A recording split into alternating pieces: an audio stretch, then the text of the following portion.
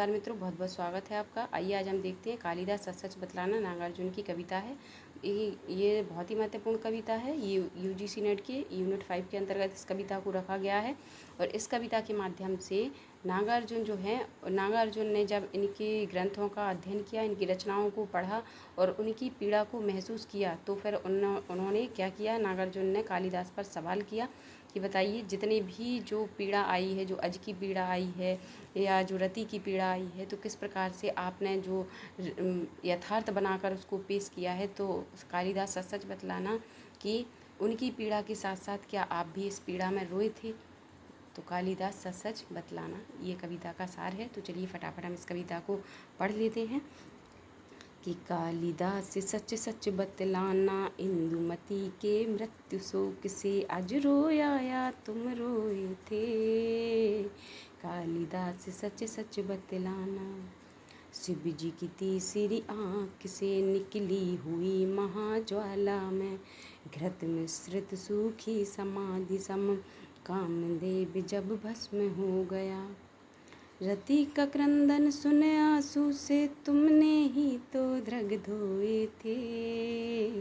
कालिदास सच सच बतलाना, रति रोई या तुम रोए थे। वर्षा ऋतु की स्निग्ध भूमिका, प्रथम दिवस आषाढ़ मास का, देख गगन में श्याम घन घटा, विदुर यक्ष का मन जब उचटा।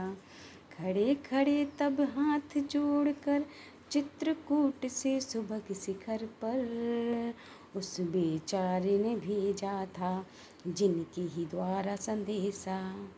उस बेचारे ने भेजा था जिनके ही द्वारा संदेशा। उस पुष्करावत मेघों का साथी बनकर उड़ने वाले। कालिदास सच सच बतलाना, पर पीड़ा से पूर पूर हो, थक थक कर यूँ चूर चूर हो। पर पीड़ा से पूर पूर हो, थक थक कर यूँ चूर चूर हो।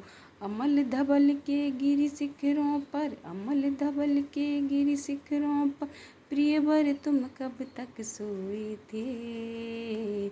रोया यक्ष की तुम रोए थे, रोया यक्ष की तुम रोए थे। कालिदास सच सच बतलाना, कालिदास सच सच बतलाना। तो ये थी कालिदास सच सच बतलाना नागार्जुन की कविता।